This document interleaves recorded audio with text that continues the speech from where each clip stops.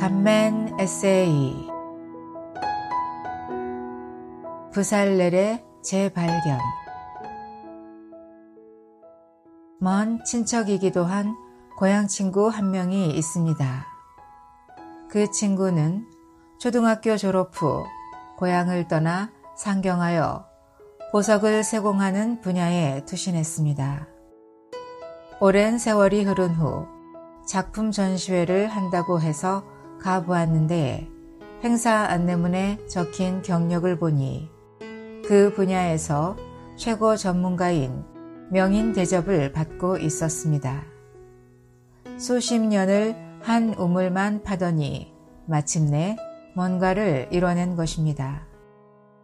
그 친구는 현장 작업에 능통할 뿐 아니라 틈틈이 공부를 더해서 관련 학위도 받고 지금은 공중파 텔레비전 사극 복장 자문위원으로도 활동하고 있습니다. 뜬금없이 고향 친구 이야기를 꺼낸 것은 아침에 출애굽기를 읽다가 연상되는 한 이름이 눈에 들어왔기 때문입니다. 그것은 부살렐입니다. 부살렐은 여호와의 부르심에 따라 오홀리압과 함께 성막과 그 기구들을 실제로 구현해낸 장인입니다. 아침에 읽고 묵상한 구절은 다음과 같습니다. 내가 유다 지파에 속하는 훌의 손자이며 우리의 아들인 부살렐을 지명하여 불렀다. 내가 그를 하나님의 영으로 충만하게 하되 지혜와 총명과 지식과 온갖 기술로 충만하게 하였으니 그가 정교하게 도안한 것을 금과 은과 노스로 만들고 태의 박을 보석을 깎아 다듬고 나무를 조각하며 온갖 기술을 가지고 일할 것이다. 출애굽기 31장 2절에서 5절. 예전에 이 부분을 읽었을 때는 부살렐이 이것저것을 만들었구나 라는 막연한 인상만 있었습니다. 그러나 오늘 아침에 이 구절들을 읽고 묵상할 때 전에는 갖지 못했던 많은 느낌들이 있습니다. 먼저 부살렐이 훌의 손자라는 것이 눈에 들어옵니다. 훌은 여호수아가 아말렉과 싸울 때 모세의 좌우편에서 아론과 함께 모세의 손을 떠받치고 있던 바로 그 사람입니다. 역사가 요세푸스에 의하면 훌은 모세의 누님인 미리암의 남편입니다.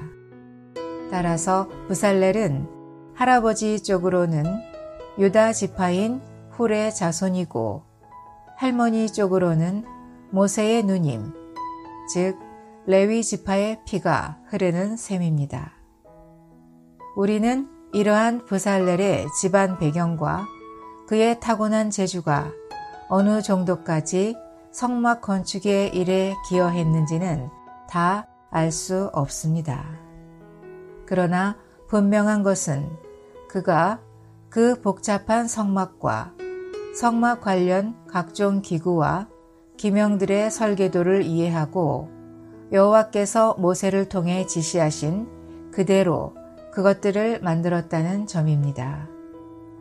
그리고 그가 그런 큰 일을 해낼 수 있었던 것은 여호와께서 그에게 하나님의 영과 지혜와 총명과 지식과 금과 은과 놋 세공 기술, 보석 깎는 기술, 목수의 기술을 주셨기 때문이라는 것입니다. 위 친구가 만든 호박 보석이 박힌 사대부가의 족두리, 황제가 쓰는 관모인 통천관, 옥봉황 화관도 대단했지만 부살렐이 순금 1달란트를 쳐서 만든 등잔대의 밑받침과 대와 잔과 꽃받침과 꽃잎으로 이루어진 정교한 금 등잔대 하나만으로도 그는 그야말로 최고의 명인 중에 명인 대접을 받기에 부족함이 없습니다. 하지만 정작 아침에 위 본문이 마음의 깊이와 닿은 것은 구약의 성막의 실제인 오늘날의 교회 건축에 이런 말씀들을 적용해보는 과정을 통해서입니다. 출애굽기 31장 4절과 5절에 대한 회복력 성경의 다음과 같은 각주 내용들은 그런 연결된 누림을 갖는데 큰 도움을 주었습니다. 모든 믿는 이는 교회를 건축하기 위하여 금인 신성한 본성과 은인 그리스도의 구속과 노신 하나님의 의로운 심판을 어떻게 재료로 사용하여 건축의 일을 하는지를 알아야 한다. 4절 각주 1. 태에 박을 보석을 깎아 다듬는 것은 성도들이 보석으로 변화되어 하나님의 건축물에 합당하도록 돕는 것이다. 나무를 조각하는 것은 하나님의 건축물을 위하여 성도들의 인성에 대하여 수고하는 것이다. 온갖 기술을 가지고 일하는 것은 하나님의 거처인 교회를 건축하기 위하여 뛰어난 미덕들을 그리스도의 높아진 인성으로 말미암아 성도들의 성격 안에 산출하는 것이다. 5절 각주 1. 사실 이 땅에서의 하나님의 거처에 대한 계시는 신구약 성경 전체를 통해서 점진적으로 발전해 왔습니다.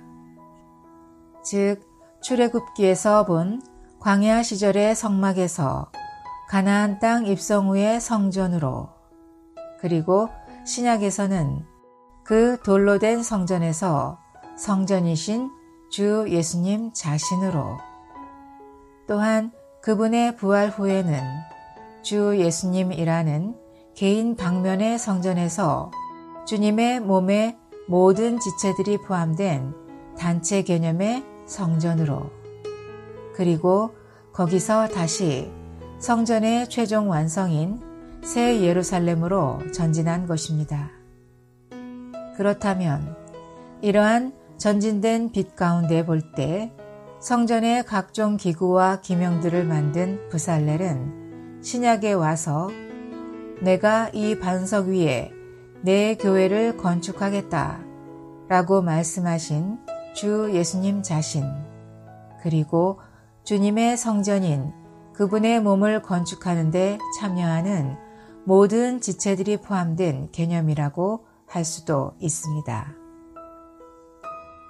구약에서 부살렐은 자신의 더 좋은 아이디어를 성막 건축에 반영시킬 여지는 전혀 없었습니다. 오직 여호와께서 모세에게 명하시고 모세가 자신에게 전달한 그 식양대로만 작업해야 했습니다. 이런 점에서 우리가 현재 교회 생활 안에서 초점을 두는 주님의 몸의 건축은 그 큰 그림을 보는 것과 그 봉사의 본질을 바로 아는 것이 무엇보다도 중요합니다. 왜냐하면 건축의 식양에 미치지 못하는 모든 수고들은 그날에 거절될 것이기 때문입니다. 이런 점에서 우리에게 늘 이상을 새롭게 일깨워주고 바로잡을 기회를 갖게 하는 이 신약 사역의 공급 아래 있는 것은 그 어떠한 긍휼과 축복인지요. 돌이켜보면 성도들이 보석으로 변화되도록 좋은 의도로 돕고자 했지만 그것이 하나님의 영에 넘치는 공급과 정교한 기술을 요구하는 것인지는 몰랐습니다.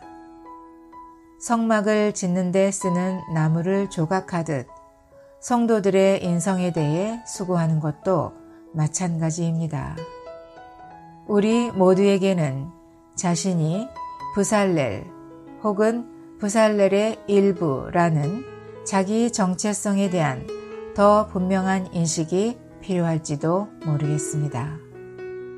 건축을 위한 교회 생활을 합당하게 하도록 하나님의 영을 더 구하고 머리이신 그분과 교회 안에 앞선 형제님들로부터 성도들을 파괴하지 않으면서 실제적으로 그들을 돕는 법을 배우는 기간이 필요할 수 있습니다. 어설픈 돌팔이 장인이 되어 귀한 건축 재료들을 섣불리 다루다가 실패한 기억들이 새삼 생각을 스치고 지나갑니다.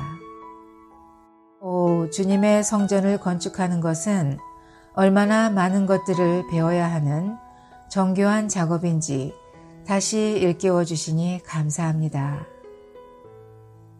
주님, 우리를 단체적인 부살렐로 불러주심을 감사합니다. 각 사람이 자신이 어떻게 건축하고 있는지 살펴보게 하소서. 우리의 모든 일들이 당신 앞에서 계수될 수 있도록 도우소서. 아멘.